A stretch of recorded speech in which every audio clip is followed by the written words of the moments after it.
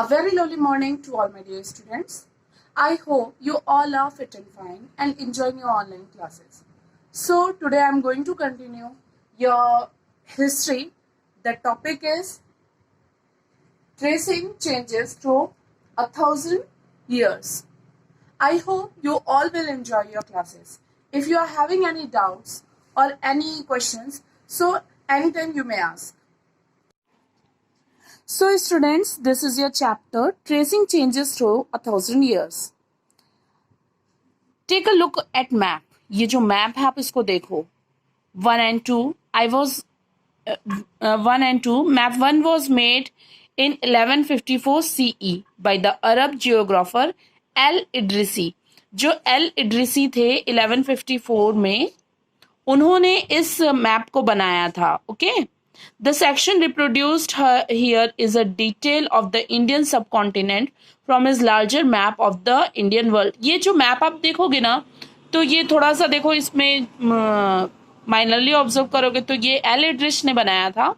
और एक देखो इसमें सारा ये अरेबियन जियोग्राफर थे तो अरब में ही इनकी सारी लैंग्वेज को यूज किया गया था.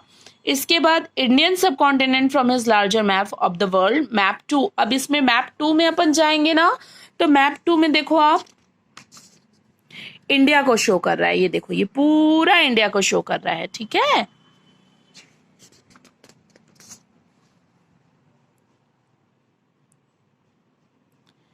ये 1720 में एक फ्रेंच कार्टोग्राफर ने बनाया था. Two maps are quite different. ये जो दोनों मैप है ये आपको क्या लगेंगे, बहुत अलग लगेंगे, पर ये क्या है, एक ही सेम एरिया के हैं.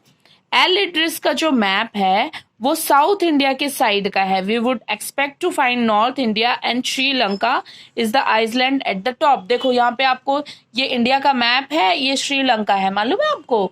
तो ये है, ये इंडिया नीचे है और श्रीलंका ऊपर है. तो place names are marked in Arabic. और इसमें जो प्लेस के नेम्स हैं वो क्या अरेबिक में बनाए गए हैं. And there is some well known names like Kannauj in Uttar Pradesh spelled in map in as Qannauj. तो ये जो कन्नौज है वो क्वैनौज करके दिया गया है जो कि उत्तर प्रदेश में है. Map 2 was made nearly 600 years after map 1. ये जो फर्स्ट मैप है आपका इसके 600 years के बाद क्या बना है, ये वाला मैप बना है. During which time information about the subcontinent had changed considerably. This map seems more familiar to us and the coastal areas in particular are surprisingly detailed. This map was used by European sailors and merchants on the voyages. मतलब एक वोयगेज थे वो जो अपन chapter number 6 में पढ़ेंगे. तो mostly जो था ये जो सी कोस्टल एरिया था ये लोग सब मर्चेंट्स ज्यादा यूज करते थे. तो ये जो मैप था ये उसी टाइम उनके यूज में आता था. So equally important is the fact that the science of the cartography. Cartography आप लोग जानते हो कार्टोग्राफी किसको बोलते हैं. कार्टोग्राफी वो होता है जिसमें जो मैप बनाते हैं, मैप को देखते हैं, मैप को एग्जामिन करते हैं, वो कार्टोग्राफिस्ट कहलाते हैं.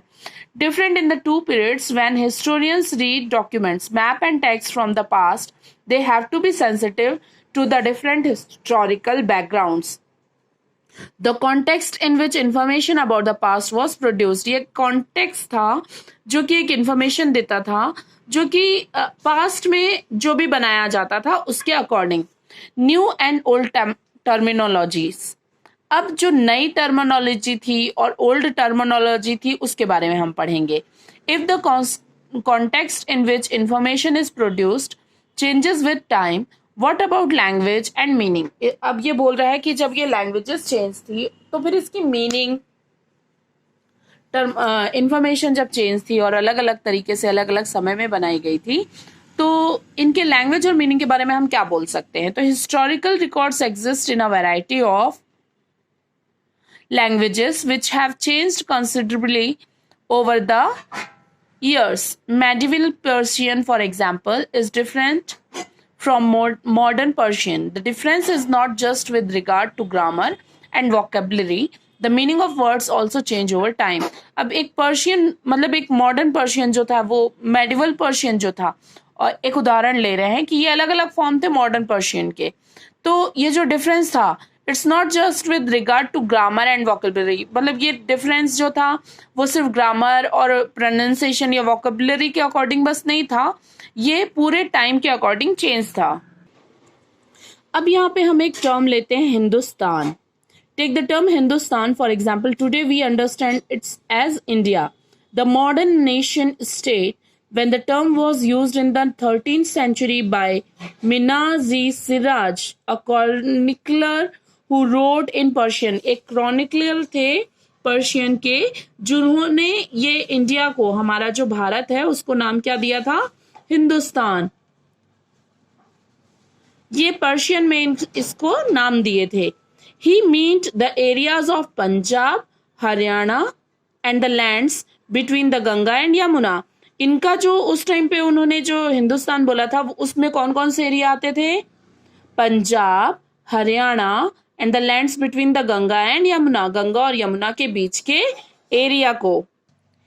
ही used the term in a political sense of lands, मतलब ये जो टर्म इन्होंने यूज किया था ये पॉलिटिकल सेंस और लैंड को, मतलब पॉलिटिकल जो सेंस से यूज किया था, क्योंकि वो क्या, कौन सा एरिया था? एक पार्ट था दिल्ली सल्तनत का, तो इसलिए उन्होंने इसको क्या नाम दे दिया था? Hindustan. The areas included in this term shifted with the extend of his सल्तनत, but the term never included South India. पर फिर भी ये टर्म जो थी वो चेंज नहीं हुई थी। By contrast in the early 16th century Babur used Hindustan to describe the geography. Babur ने कब यूज किया इसको? जियोग्राफी में डिस्क्राइब करने के लिए। The fauna and the culture of the inhabitants of the subcontinent as we will see later in this chapter। अब इस यहाँ का जो फौना था, और फौना मतलब जो भी यहाँ पे एनिमल्स पाए जाते थे उन सब के बारे में हम लोग नेक्स्ट चैप्टर में रीड करेंगे। As we will see later in the chapter, this was somewhat similar to the way the 14th century poet Amir Khusro used for word Hind. फिर उसके बाद जब 14th सेंचुरी हुआ ना, तो अमीर खुसरो ने कौन सा वर्ड यूज किया? Hind. While the idea of geographical and cultural entity like India did exist, the term Hindustan did not carry the political and national meaning which we associate with it today। मतलब ये क्या था कि एक associate किया गया कि आज के डेट को लेके, मतलब आज के अकॉर्डिंग, कि हिंदुस्तान जो था वो फिर क्या हो गया था कि बढ़ गया था। मतलब वो जो ये वाला एरिया था ना, पंजाब हरियाणा और गंगा यमुना वाला, तो वहां से क्या हो गया था कि हिंदुस्तान को फिर पूरे नेशन के अकॉर्डिंग देखने लग गए थे। Historians today have to be careful about the terms they use because they mean different things in the past. Take for example a simple term like foreigner. उस टाइम पे एक सिंपल वर्ड था क्या? Foreigner. It is the used today a mean someone who is not an Indian. उस time पे इसको use किया आज के टाइम पे हम फॉरेनर को क्या यूज करते हैं? जो कि भारत का नहीं है। इन medieval period, a foreigner was any stranger who appeared to say in a given village someone who was a part of that society or culture। लेकिन पुराने टाइम पे ये फॉरेनर कौन होते थे? कोई भी ऐसा व्यक्ति जो कि उस गांव या शहर का वासी नहीं था, वो फॉरेनर कहलाता था। someone who was not a part of the society and culture, in Hindi the term परदेसी might be used to describe such a person। a Persian अजनबी, पर्शियन वर्ड है अजनबी, और हिंदी वर्ड में बोला जाए तो ऐसे लोगों को परदेसी बोला जाता था। So a city dweller therefore might have regarded a forest dweller as a foreigner। मतलब उस टाइम पे जो सिटी ड्वेलर थे, जो फॉरेस्ट ड्वेलर थे, वो लोग सब कौन थे? फॉरेनर थे। But to peasant living in the same village we are not foreigners. पर जो एक ही गांव के रहने वाले थे वो लोग आपस में परदेसी या अजनबी या फॉरेनर्स नहीं थे।